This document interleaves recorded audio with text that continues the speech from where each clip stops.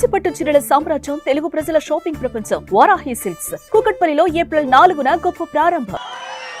Telugu Desam party మొదటి నుంచి కూడా కార్యకర్తల కోసం ఆలోచించిన పార్టీ. ఓసారి నాకు బాధ కలిగేది, నిద్రపోని రోజులున్నాయి. ఒక కార్యకర్తని నడి రోడ్డు మీద చంపినప్పుడు, నా కుటుంబ సభ్యుడిని చంపినప్పుడు ఎంత బాధపడ్డానో మీరు గుర్తుపెట్టుకోవాలి. అందుకే అలాంటి కార్యకర్తల కోసం దేశంలో ఎవ్వరూ పెట్టలేదు. స్కూల్ పెట్టి ఆ పిల్లల్ని చదివించి మళ్ళీ వాళ్ళ తండ్రి ఉంటే తండ్రి లేని లోటు ఉండదేమో కానీ నేను మాత్రం వాళ్ళ జీవితాలకు వెలుగు సాధించి పెట్టే వరకు వారికి అండగా ఉన్నానంటే అది తెలుగుదేశం పార్టీ. ఈరోజు మీరు ఇక్కడికి వస్తున్నారు, వేరే రాజకీయ పార్టీలను చూస్తున్నారు. మీ బంధువుల ఇంటికో సొంత ఇంటికి వస్తే ఏ విధంగా ఆదరిస్తారో అలాంటి రిసెప్షన్ ఉండాలని ఈరోజు ప్రారంభించలా. నేను ఎవరు వచ్చినా భోజనం చేయడం, కాఫీ తాగడం, సొంత ఇంటికి వస్తే ఏ విధంగా ఆదరణ చూపిస్తారో అలాంటి ఆదరణకు చూపించిన పార్టీ తెలుగుదేశం పార్టీ అని చెప్పి కూడా నేను మీకు తెలియజేస్తున్నా. అదే సమయంలో ఒక విషయం మీ అందరికీ గుర్తు చేస్తున్నాను. ఎన్నో ఆటుపోట్లు వచ్చాయి, ఎన్నో సవాళ్ళు వచ్చాయి, ఎంతోమంది మిమ్మల్ని ఎన్నో విధాల బాధ పెట్టారు. 43 ఏళ్ల సుదీర్ఘ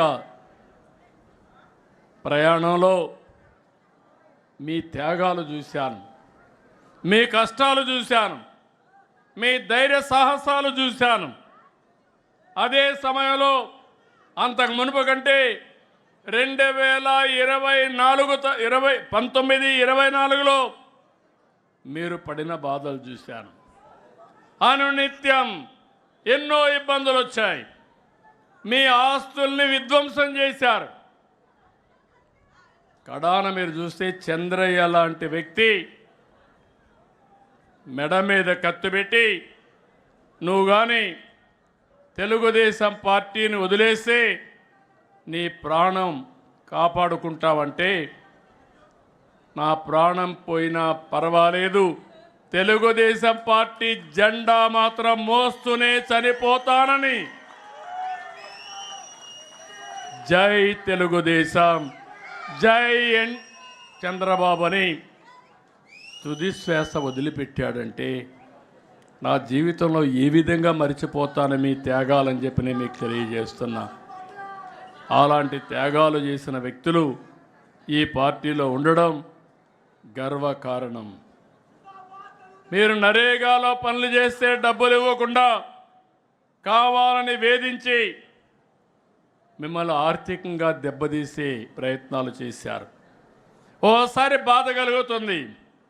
ఎప్పుడు రానటువంటి సంస్కృతులు ఇవన్నీ.